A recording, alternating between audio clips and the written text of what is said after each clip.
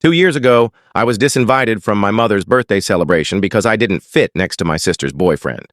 Little did they know, I was his boss. My father looked me straight in the eye over the phone and said, "If you still show up, don't call me your dad anymore." 3 weeks later, on my mom's birthday, their house went dark. Electricity, water, and internet all cut off. If you follow my story, you might see a piece of yourself in it. My name's Ryan, and this is my truth. I'm 30, living in a small town about 40 minutes outside Seattle. Each morning, I brew a coffee, check the weather, and drive less than 10 minutes to my job. I co-founded a modest tech company focused on green energy solutions. Not everyone gets what I do, especially my family. They think I'm tinkering with tools or fixing machines, and I've never corrected them. I don't feel the need to explain myself.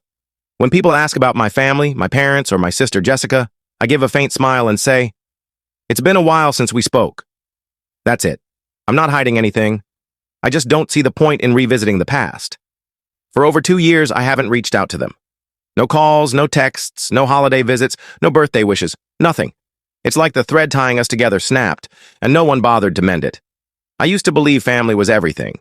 But 2 years ago, on my mother's birthday, everything shifted.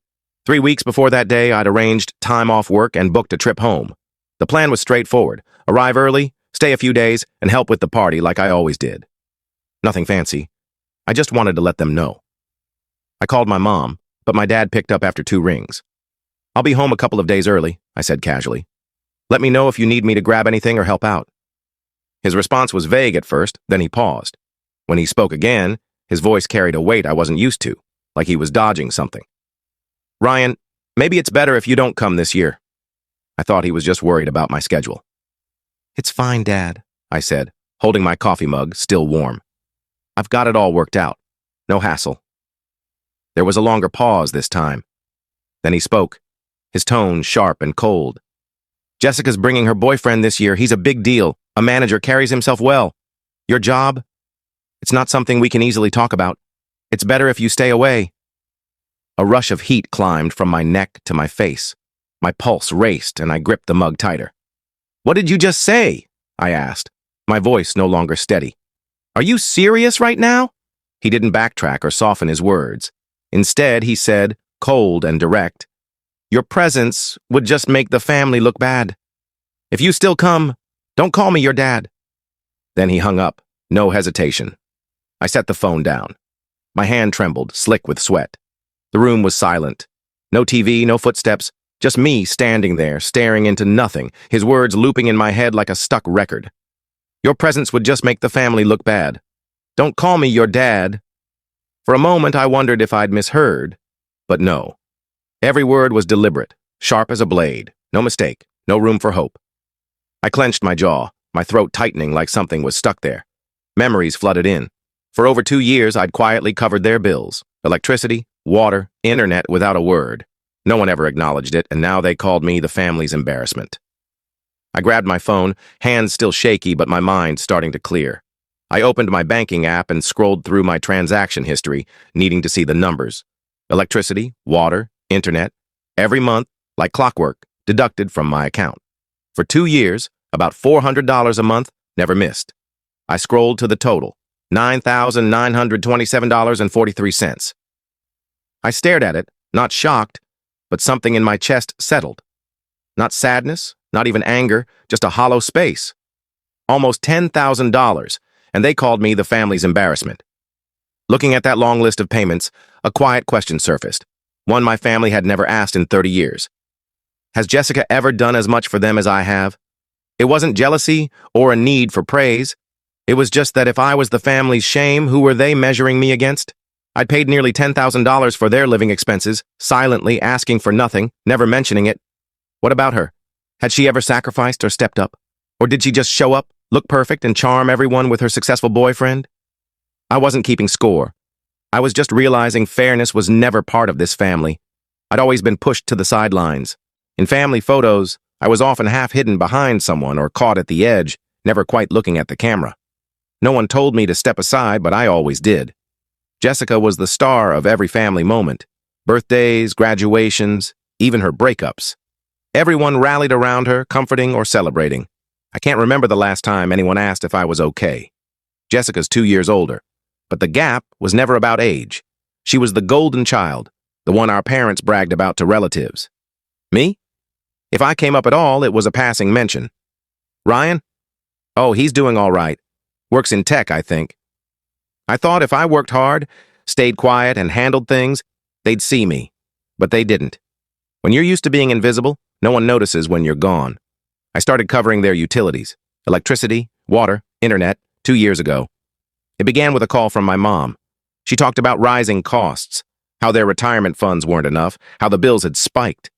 Then, softly, she said, "If you could help, even a little, it'd mean so much." I agreed, thinking it'd be temporary.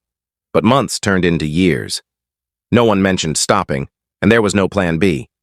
Sometimes I'd ask, "Is Jessica helping at all, Mom?" She'd dodge it. "Just help this month, your sister will step up soon." Or, "She's covering your dad's medical bills, that's tough too." I knew those were empty excuses, but I smiled and let it go. I heard those lines so often I could recite them, so I kept paying, nearly $400 a month without complaint. No one brought it up. I thought being dependable would make them see me. But now they called me the family's embarrassment. After that call, I sat frozen on my couch, phone still in hand. I wasn't angry or heartbroken anymore. There was just one clear feeling in my chest. Enough. I opened my banking app, went to the automatic payments, and canceled each one, electricity, water, internet, without a second thought. I did it calmly, not out of spite, but to hold on to the one thing I still had, my self-respect, the only thing they hadn't taken. A week later, my mom texted, her tone as soft as ever. No mention of what happened, no apology. Just, "The internet bill's due, can you handle it?" I read it, stared at the screen, and set the phone down without replying. Not to make a point, but because their first words after everything were a demand. 2 weeks later, my dad called. The phone rang a few times and stopped. I didn't pick up. He left a voicemail, his voice sharp. "The power company called. The bill's unpaid. What's going on?" No concern, no mention of his words from before. I listened, turned off the screen, and set the phone face down. Then came my mom's birthday, 3 weeks after my dad told me not to come. The party went as planned. Her favorite roast chicken, cake from her favorite bakery, relatives around the table. Everything was perfect, except I wasn't there. That afternoon, at 4 p.m., I sat in my living room with a cold coffee when my phone buzzed. It was my mom. I stared at her name, then set the phone down. I didn't answer. My dad called next, then Jessica. 3 calls in 10 minutes. I let them all go. No curiosity, no urge to respond. I sat back, staring out at the gray sky, cold but not raining, like winter was just outside.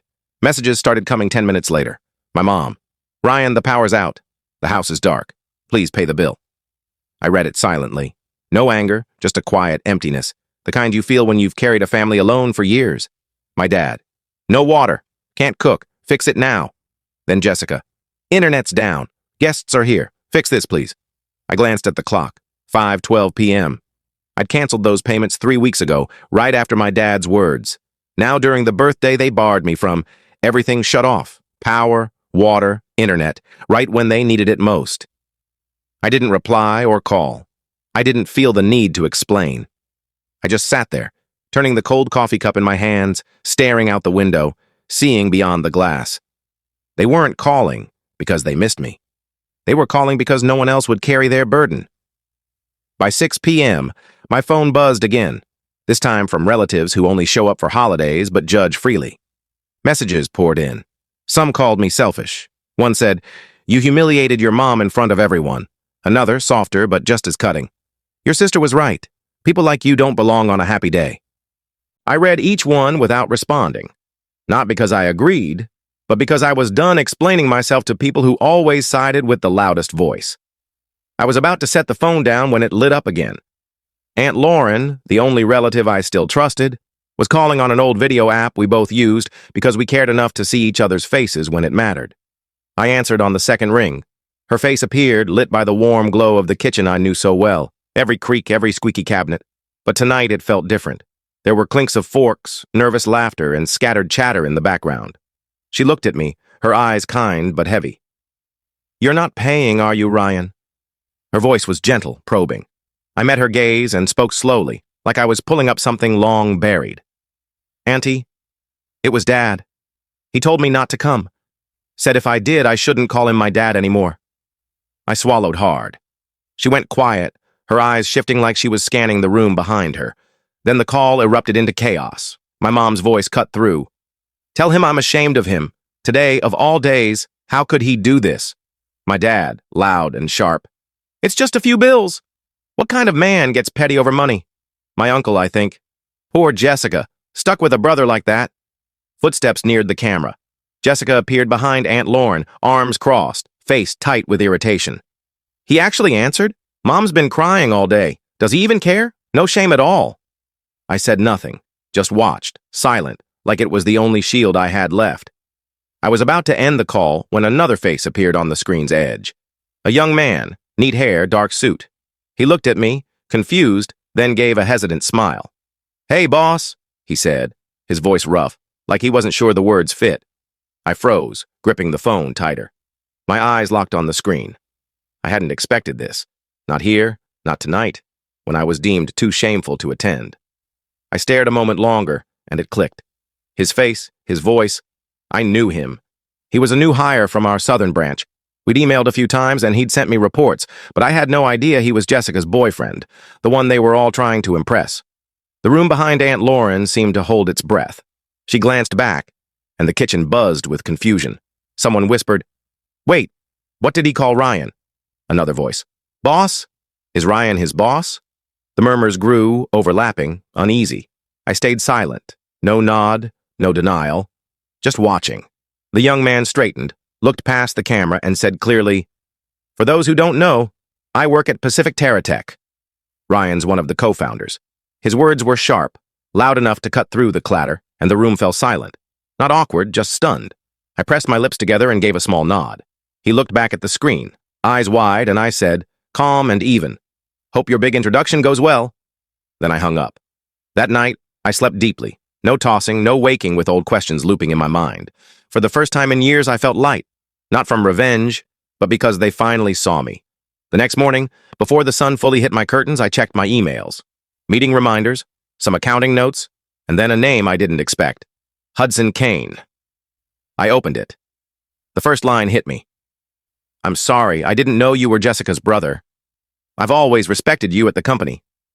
I leaned back and kept reading. Hudson said he was shocked to learn I was Jessica's brother. Then, bluntly, "I didn't expect her to be like that. I'm ending things with her. Thank you for not calling me out in front of everyone." I set the phone on my chest, eyes closed for a moment. Then I typed a reply, slow and clear.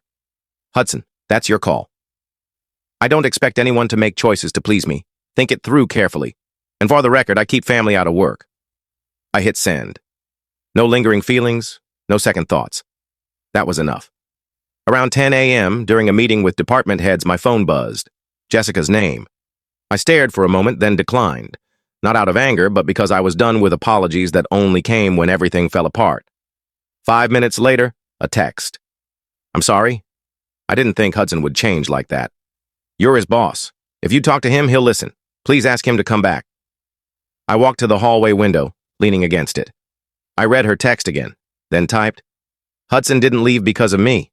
He left because of how you live, how you treat people, how you dismiss what you don't understand, and how you think a soft voice can sway anyone." I sent it and returned to my desk. A minute later, another text. "I know I messed up. I mean it this time. I'll change. Please believe me." I read it, sat with it, and felt nothing. Not because I didn't care, but because I finally understood. The gap between us wasn't in the apology. It was in when it came. I deleted the message and moved on with my day. A week later, on a Friday afternoon, I stopped short on my porch. My parents stood at my door, each with a small suitcase, faces worn from the long trip. I didn't ask why they were there. If they'd come this far, it wasn't casual. I opened the door and let them in. No tension, no forced smiles, just a choice. I didn't want to talk on the porch with the wind picking up. We sat in the living room, tea steaming on the table. My dad spoke first, his voice softer than usual. He apologized, saying they'd reflected, maybe gone too far, and things shouldn't have reached this point. My mom echoed him, her words careful. I listened, silent, waiting to see if this was closure or a new beginning. Then, as I expected, my dad's tone shifted. "We're family, Ryan. Family supports each other. We raised you, put you through school. Part of what you have is because of us, right?" I looked at him, my face steady, but I sat up straighter. My mom added, her voice gentle, like it was reasonable. If you could send $2,000 a month, just a little help, it's not much for someone like you.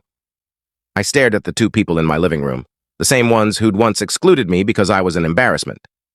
Now they sat in my home, putting a price on their apology, $2,000 a month, because I was their son. To them, my success was a debt I owed. I let out a soft laugh, not mocking, but the kind you give when something doesn't add up. I looked at them, their eyes waiting for agreement. I wasn't angry. I'd moved past that. I leaned back and said, calm and clear, "What about Jessica? How much is she pitching in each month?"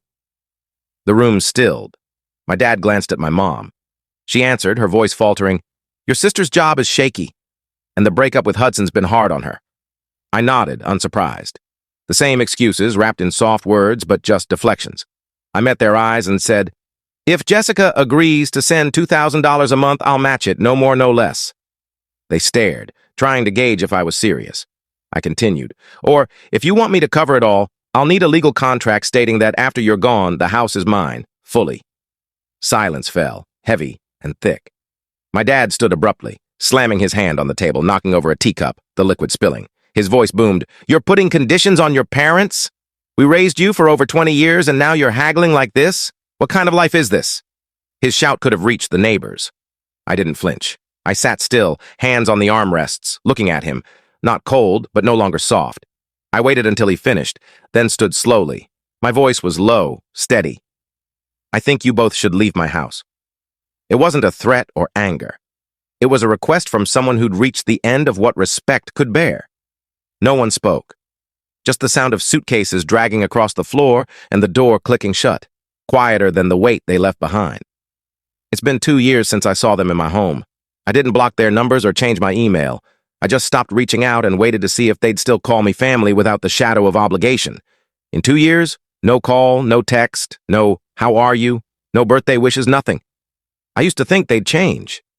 Now I know some people don't, especially when they never admit they were wrong. I still live here, work, go through my days. The only difference is I'm no longer an emotional ATM, giving and breaking under the weight of duty. If there's one thing I've learned, it's that family isn't a place where kindness is demanded and called love. Real family values you for who you are, not what you provide, not as a wallet, not as a fallback. Before I close this chapter, I have a question. Was I wrong to walk away? For refusing to send my parents $2,000 a month, even though they're older and raised me? I used to think family could fix anything. But after being treated like an outsider in my own home too many times, I chose to break the cycle. Was I too harsh? Or was I finally learning to value myself at the right moment? I'd love to hear your thoughts, whether you agree or not. If this story hit home, please share your perspective. There are more stories to tell, and I hope you'll stick around for them. Take care, and until next time, thank you for staying with me to the end.